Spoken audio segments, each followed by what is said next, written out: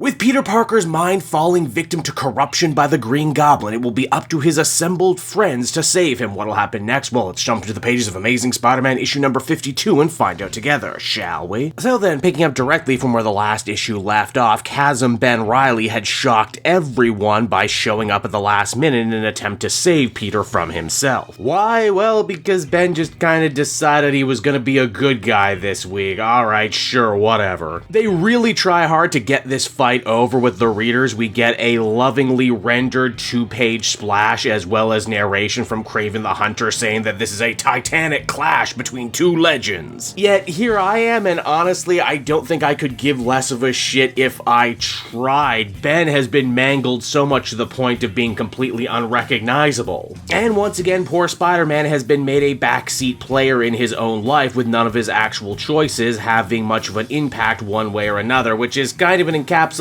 of what's wrong with this whole run. But wait, there's more. As we transition on back to Norman Osborn, it seems that this is all just the tip of a much bigger villainous iceberg. It seems that while he was out trying to acquire new companies for Oscorp, Norman was sure to put all these brand new business ventures in the name of Peter Parker, implying that this is part of some bigger frame-up operation that the Goblin has been working on. And he might just have gotten away with it all too if it wasn't for that meddling Kamala Khan Miss Marvel, who so far seems to be the only person who realizes that Norman isn't acting normal, and as such vows to take him down because she, much like Peter, never actually believed that he could ever be a good guy. Kamala's investigation into everything that the Goblin is doing is intercut between more fighting between Chasm and the Spider-Man who gobs. They throw the same old tired barbs at each other that we've heard before. Oh, no one liked you, Ben. You tried to steal my life. No one will miss you when you're gone. Yeah, well, you're a stupid Goblin. I wish I was making most of that up for comedic effect too, but I'm honestly not. At this point, these two really don't have anything new or interesting to say to each other, and it really shows. Also, despite this issue really trying to sell itself as the big showdown between the sinister Spider-Goblin and Chasm, in reality, the real meat of the book is Miss Marvel trying to unravel this mystery. And to do this, she vows to go all the way back to the beginning, to Jersey City, to the first night she saw Norman Osborn working on his experiment to try and help Peter save MJ from that alternate universe, and you have to be fucking kidding me here. It has to have been multiple months since that story, yet for some reason the damage to the warehouse is still done and all of the machinery was just left behind by Norman and Peter. Did no one bother to investigate any of this? Didn't they think all of this incredibly valuable super science tech should probably be kept out of the public's hands? I guess not. Kamala's not the only one who ended up at the warehouse either, as she is met by the Living Brain, J. Jonah Jameson, Connors, and the other cavalcade of supporting characters. In fact, as we soon learn, the Living Brain knew that they would find Miss Marvel here, which is why he directed the whole team. Why? Because he's so smart. With computing power so advanced, he can basically read the script and know exactly where the story is going before it goes there. Okay, well actually it's a little bit more complicated than that, but it's basically that. You see, as we learned, the Living Brain had actually worked with Peter to try and come up with basically an anti-Goblin contingency plot for when the Green Goblin inevitably returned. The only problem is that contingency plan was built around Spider-Man actually being, around, and now because he's not, the Living Brain had to sacrifice a bunch of its own computing power to walk around again. But don't worry though, the Living Brain actually has a Hail Mary play for this too. If their plan requires a Spider-Man, they're just going to have to find themselves another one, and luckily for them, they have another Spider-Man in the form of the returning Wreck-Rap, Spider-Man's demonic backwards doppelganger, and I'm just so freaking tired. Remember just a few minutes ago I said I struggled to feel anything about Chasm fighting the sinister Spider-Goblin when there's really no dramatic reason for them to fight and they barely resemble each other anymore? It's almost like Zeb Wells heard me saying that preemptively and said, "Oh yeah, motherfucker? Well, what if Wreck-Rap shows up? You want to pick a side now?" And you know what? In the immortal words of Rush, if I choose not to choose, I've still made a choice. Now that's a really dumb twist for this story to take, right? But what if I told you it actually got a little bit worse? You see, we cut back over to the fight between Chasm and Spider-Goblin. Gobby actually ends up getting the upper hand, and for a second there it looks like he's going to gouge out poor Chasm's eyes. But wait, Chasm actually ends up flipping it around with the use of his psychoactive goo. Yeah, you know what? I'd love to say that that's not how his powers work and this is bullshit. But then I'm instantly reminded that we don't actually know how any of Chasm's powers work because they were so slapdash and thrown together and no one actually bothered to explain how they work at all. So sure, why not? Chasm's special goo ends up undoing Norman Osborn's Winkler machine goblin brainwashing, returning Peter back to himself. This begs about a million questions. Mainly that if the goo could undo the Winkler machine's brainwashing, then why did Chasm want to put himself through the machine just a couple arcs ago? And you know, I just don't anymore. I just don't. Also, the goo doesn't even do a good job either because Spider-Man admits he's still feeling the pull of the Goblin's programming every so often. And I mean, if you can't trust psychoactive goo from your clone, what can you trust? Peter also made a point of grabbing the spear from Kraven, which seemed dumb as hell to me at first. Because why on earth would Peter actually want to try and recapture Norman Osborn's Green Goblin's sins in the spear when just 2 issues ago he admitted that he never actually believed in Norman's turn to the good side to begin with? Well, don't worry, the book has an answer for that. As the comic comes to a close, Spider-Man admits the only reason he took the spear is because he plans to plunge it through the Green Goblin's heart once and for all. You know, murder, like a hero would. And so that was Amazing Spider-Man issue number 52, everybody, and if you couldn't tell by the sound of my voice, this one was rough. This one was dog rough.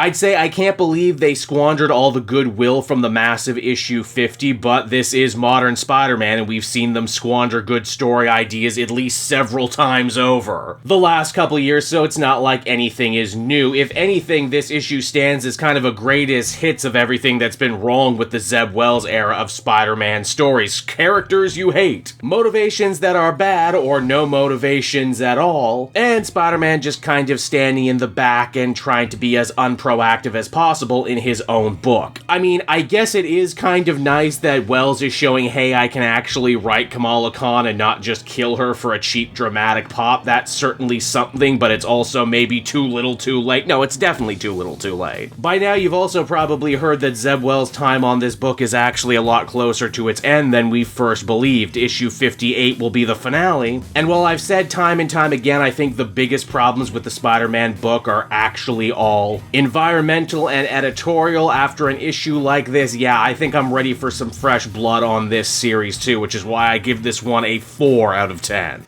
Hey there everyone, it's your pal Cape Joel again, and if you're seeing my face right now, that means you watched to the end of the video, and I'll always be grateful for that. Retention helps in this crazy YouTube game, and so does becoming a patron. If you head on down to the description, you can find a link to my Patreon page. Recently just redid all the tiers, a lot of cool stuff offering up there, exclusive commentaries, exclusive polls, behind the scenes concept art for Capes and Quest. That's the brand new D&D show I've started soon. Never been a better time to become a patron. You can become a patron for as little as $1 a month and help the channel grow and, you know, help me continue to deliver content like what you just saw. So I want to thank you all, and I will see you again next time. Bye-bye.